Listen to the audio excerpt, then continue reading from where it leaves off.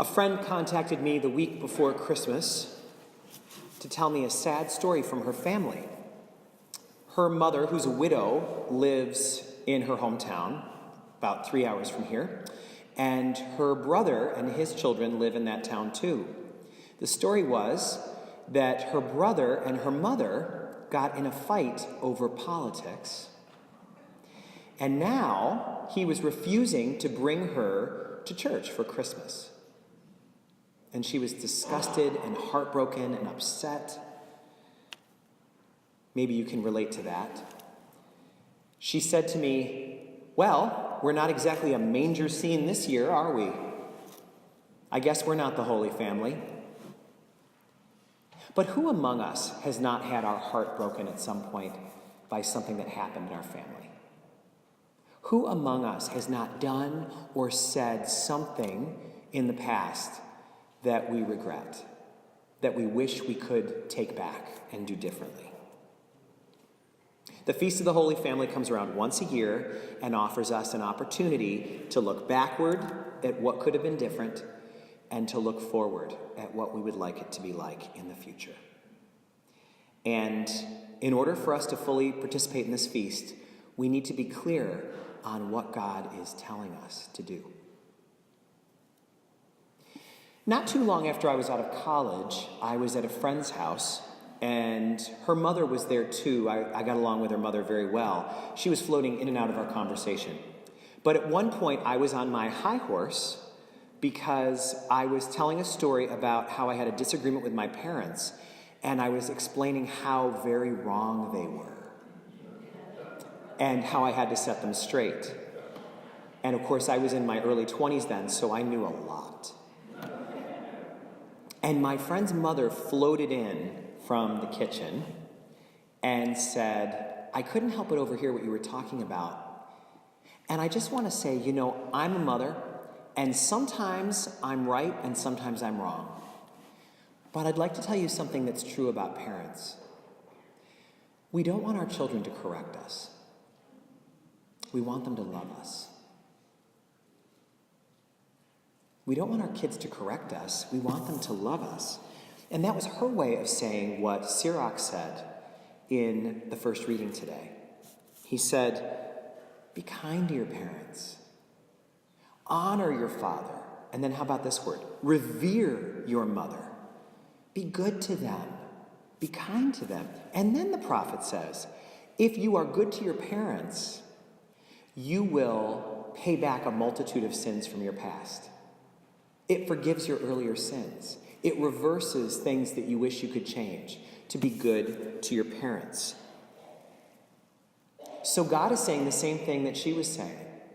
God is not desiring or asking us or wanting us to correct our parents. God wants us to love them. There is something that all of us have to go through in order to love our parents fully.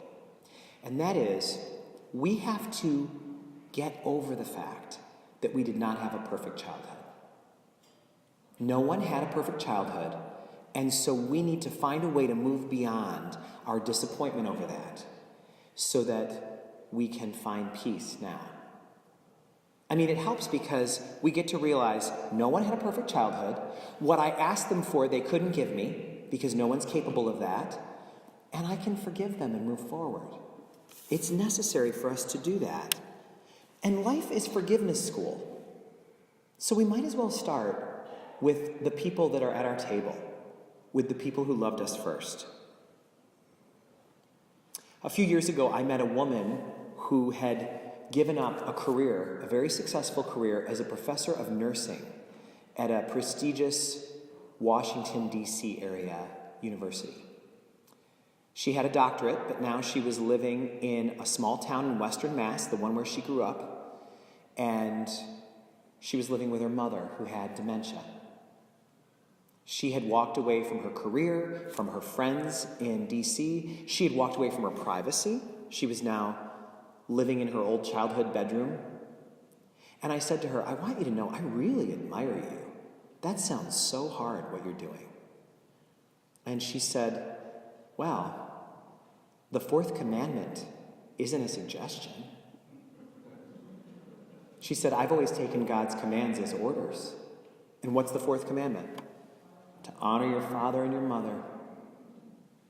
So, it's very clear what God is asking us to do. Now, before we go any further, it would be fair to acknowledge that there are people, probably some here today, who had some really extreme situations in their childhood. And there are people here who have been through abuse. There are people here, perhaps, whose parents were not capable of being parents, and so their childhood was especially traumatic. And you might say, hey, go easy on me. My situation's a little different. And I think we can all acknowledge that.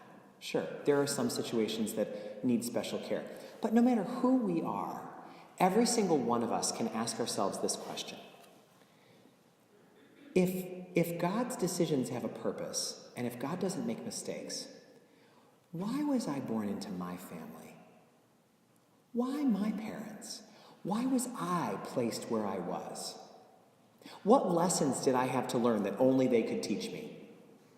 What potential had to be tapped by having them as my parents? A lot of us think we're the only ones to have issues with our family, but that's not true. You don't get to feel special because you have an issue with your family. That's true for all of us. Sometimes after the holidays, somebody will say, Father, I just don't know why it is that my family is so good at pushing my buttons. And I heard someone say once, you know why your family's good at pushing your buttons? Because they're the ones who installed them.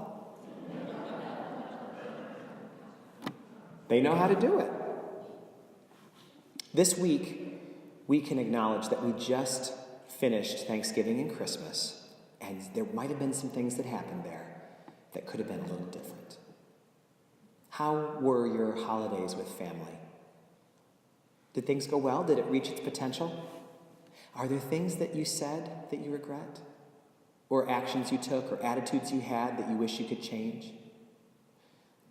Is there something that you wish you had said that went unsaid, a moment of kindness you could have expressed that didn't get expressed? When someone in your family is pushing your buttons, how are you at keeping your side of the street clean? All of our earliest issues link back to our family. That's where all of those early wounds were inflicted. Those are the bruises that we have that are the most tender. But that's also where our healing is. That's where we find the healing, is in the exact place where we were wounded. St. Paul in the second reading says, it is naive to think that we can approach a family gathering without preparing. We need to prepare for it. And he says that the way you prepare for it is almost like getting dressed. He said you need to put on virtues like clothing. He said you should put on compassion and kindness. You should suit up with humility and gentleness. You should wrap yourself in patience before you go. That's how you make sure that you're reaching your potential in your interactions. You prepare for it. So let's ask God to give us the grace to have those virtues in our lives and the strength to practice them consistently. And if we do that, then maybe day by day, year by year, Christmas by Christmas, our family can resemble just a little more closely the Holy Family.